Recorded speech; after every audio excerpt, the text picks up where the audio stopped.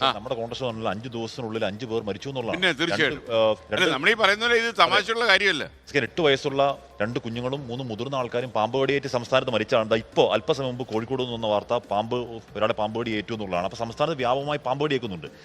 നേരത്തെ ഇപ്പം നമ്മളിപ്പോൾ പാമ്പ് കടി മുക്ത ജീവൻ നഷ്ടമാവാത്ത കേരളം എന്നൊരു പദ്ധതിയൊക്കെ സംസ്ഥാന സർക്കാർ എന്താണ് അത് സജ്ജമാക്കുകയും ഇതിനോട് 25 കോടി രൂപ മാറ്റിവെക്കുകയും ഒക്കെ ചെയ്ത് നല്ല കാര്യം ചെയ്തിട്ടുണ്ട്. മാത്രമല്ല കേരളത്തിലാണ് ഒരുപക്ഷെ ഇന്ത്യയിൽ പാമ്പ് കടിയുള്ള മരണങ്ങൾ ഏറ്റവും കുറവ്. അത് ഓരോ വർഷവും ഗണ്യമായി കുറഞ്ഞു വരികയും ചെയ്യുമായിരുന്നു.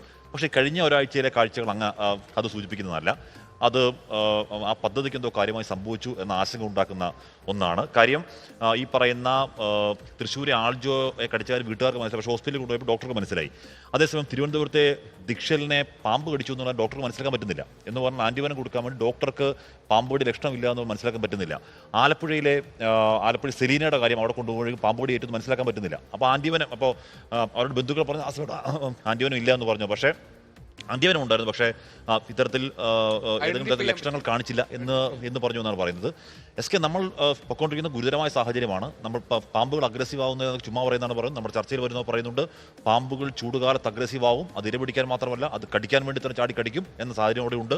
ഏറ്റവും ഭീഷണിയും ഈ പറഞ്ഞ വെള്ളിക്കടൻ എന്നതിലുള്ള ശംഖുവരൻ എന്ന് പറയുന്ന പാമ്പാണെന്ന് ഉറപ്പായും പറയാം. കാരണം അത് കുത്തുന്ന അതിൻ്റെ പല്ലെന്ന് പറയുന്നത് ആശുപത്രിയിൽ ഇഞ്ചക്ഷൻ ചെയ്യുന്ന സിറിഞ്ചിൻ്റെ സൂചിയേക്കാൾ ചെറിയ സൂചിയാണ്. അത് കടിച്ചാൽ അറിയില്ല. അത് കടിപ്പാടുകൾ വളരെ നേരിയ കടിപ്പാടാണ്. ഇപ്പോൾ ആൾജോയുടെ കാര്യം സംഭവിച്ച അതാണ്. ആൾജോ ചെറിയ കുഞ്ഞാണ്. ഒരു പ്രോഗ്രാം ഉണ്ടായിരുന്ന ആ പരിപാടി ഇപ്പോൾ ഭക്ഷണം കഴിച്ചു. അത് കഴിഞ്ഞ് അവക്കാടോ ജ്യൂസ് എന്തോ കുടിച്ചു. വയറിന് പ്രശ്നമാണ്. രാത്രി കൊണ്ടുവരുമ്പോൾ അവർ വീട്ടുകാർ വിചാരിക്കുന്നത് എന്താണ്, അവർ വീട്ടുകാർ സ്വപ്നമേ കരുതുന്നില്ല പാമ്പ് കടിച്ചാണെന്ന് വിചാരിക്കുന്നില്ല. വീട്ടുകാർ വിചാരിക്കുന്നത് എന്തോ ദഹന പ്രശ്നമാണെന്ന് വിചാരിക്കുന്നു. അത് പാവമ്മ ഈ ജീരകവെള്ളം ചൂടാക്കി കൊടുക്കുന്നു. ഹോസ്പിറ്റലിൽ എത്തുമ്പോഴേക്കും ആൾജോയുടെ കാര്യത്തിൽ ഏതാണ്ട് തീരുമാനമായെന്ന് തോന്നുന്നു. പക്ഷേ ഡോക്ടർ അപ്പോൾ കാണുമ്പോൾ തന്നെ മനസ്സിലാക്കുന്ന ഒരു പ്രശ്നമാണ്. അപ്പോൾ അന്വേഷിക്കുമ്പോഴാണ് തലയണക്കടിയിൽ ഈ പറഞ്ഞ ശംഖുവരൻ, പിന്നെ ആ വീട്ടിൽ നിന്ന് 5 ശംഖുവരനെ പിടിച്ചു.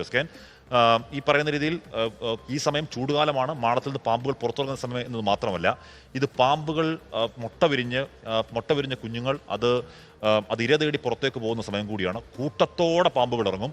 നമ്മൾ അഡീഷണൽ ജാഗ്രത 100% അഡീഷണൽ ജാഗ്രത എടുത്തില്ലെന്നുണ്ടെങ്കിൽ അത് പ്രശ്നമാകുന്ന കാര്യം. പക്ഷേ ഇപ്പോൾ ഒരു വാർത്തകൾ വരുന്നുണ്ട്. ആ വാർത്ത ഇപ്പോൾ പറയാമേ. കോഴിക്കോട് ഉള്ളേരിയുള്ള യുവാവിന് പാമ്പ് കടി ഏറ്റു. പുതിയോട്ടിൽ സുധീഷാണ് എന്ന് പറഞ്ഞാൽ കഴിഞ്ഞ അരമണിക്കൂറിൽ 2 പാമ്പ് കടിയേറ്റ വാർത്തയാണ് വരുന്നത്. കോഴിക്കോട് യുവതിക്ക് പാമ്പ് കടി. താമരശ്ശേരി ചെമ്പ്ര പുലിയാർക്കം സ്വദേശി ശില്പയ്ക്ക്, കോഴിക്കോട് ഉള്ളേരിയിൽ യുവാവിന് പാമ്പ് കടി ഏറ്റു. പുതിയോട്ടിൽ സുധീഷിന് വീട്ടുമുറ്റത്ത് പാമ്പ് കടി ഏൽക്കുകയാണ്. ഇതിൽ ആത്യന്തികമായി ശ്രദ്ധിക്കേണ്ടതെന്ന് പറഞ്ഞാൽ നമ്മുടെ വീടിനകത്തേക്ക് പാമ്പ് കയറാതിരിക്കാനുള്ള പൂർണ്ണ ഉത്തരവാദിത്വം നമുക്ക് മാത്രമാണ്. ഈ പറയുന്ന രീതിയിൽ ചുറ്റുമുള്ള ഏതെങ്കിലും വിധത്തിൽ പാമ്പ് കയറിക്കാനുള്ള വള്ളിപ്പട്ടപ്പുണ്ടെങ്കിൽ അത് മൊത്തം വെട്ടിമാറ്റുക. ഇപ്പോൾ അതിൽ പൈസ നോക്കാതിരിക്കുക. വീട്ടിനുള്ളിലേക്ക് വരുമ്പോൾ യഥാർത്ഥത്തില് ഒരു നവവധുവിന്റെ തലയിൽ നിന്ന് പാമ്പ് കൊത്തിയിട്ട്, അതായത് പൂക്കൂടക്കകത്ത് കീറുന്നതാണ്.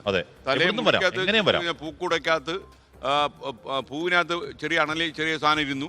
അത് കൊത്തി അത് മരിച്ചുപോയി. എന്റെ ഒരു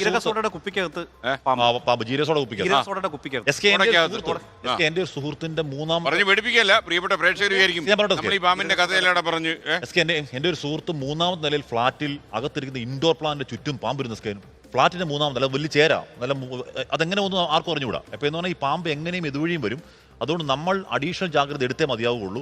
അതിനുവേണ്ടി നമ്മുടെ വീടിൻ്റെ ഒരു സുരക്ഷാ ഓഡിറ്റ് വ്യക്തിപരമായി ചുറ്റും നടന്ന് പാമ്പ് ഏതെങ്കിലും കയറാൻ സാഹചര്യമുണ്ടോ, ഈ ജനലിലേക്ക് ചാഞ്ഞു നിൽക്കുന്ന ഈ പറഞ്ഞ മരങ്ങൾ ഏതെങ്കിലും ഉണ്ടോ എന്ന് നോക്കി അത് കർശനമായി വെട്ടിക്കളഞ്ഞാൽ മതിയാവുള്ളൂ. അതോടൊപ്പം തന്നെ ദിലീപിനുള്ള സർപ്പ ആപ്പിൽ ചില യൂസർ പ്രശ്നങ്ങളുണ്ട്. അത് ഐഫോണിൽ കിട്ടുന്ന ഒരു ആപ്പല്ല എന്ന് പറഞ്ഞാൽ പോലും സാധാരണ ഫോണിൽ അത് ആകെ 35 MB ഉള്ള ചെറിയ ആപ്പാണ്. ആപ്പ് ഡൗൺലോഡ് ചെയ്തിട്ട് കഴിഞ്ഞാൽ ഈ പറയുന്നതിൽ അടുത്തുള്ള ആശുപത്രി എവിടെയാണെന്നുണ്ട്, അതിൻ്റെ റൂട്ട് മാപ്പ് അതിലുണ്ട്, ആരെ വിളിക്കണമെന്നുണ്ട്, എല്ലാ വിവരമുള്ള ഒരു ആപ്പാണ്.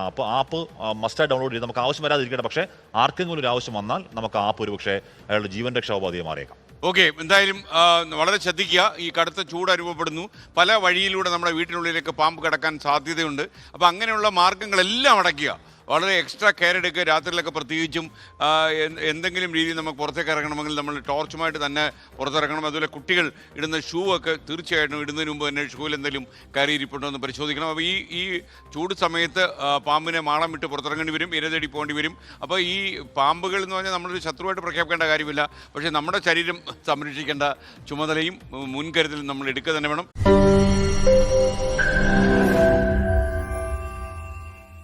ലോകത്തെവിടെയായാലും ഏത് സമയത്തും 24 വാർത്തകളും ഓഗ്മെന്റഡ് റിയാലിറ്റി പാക്കേജുകളും എക്സ്പ്ലെയിനറുകളും വിശദമായി കാണാൻ ഞങ്ങളുടെ യൂട്യൂബ് ചാനൽ നിങ്ങൾക്ക് സബ്സ്ക്രൈബ് ചെയ്യാം.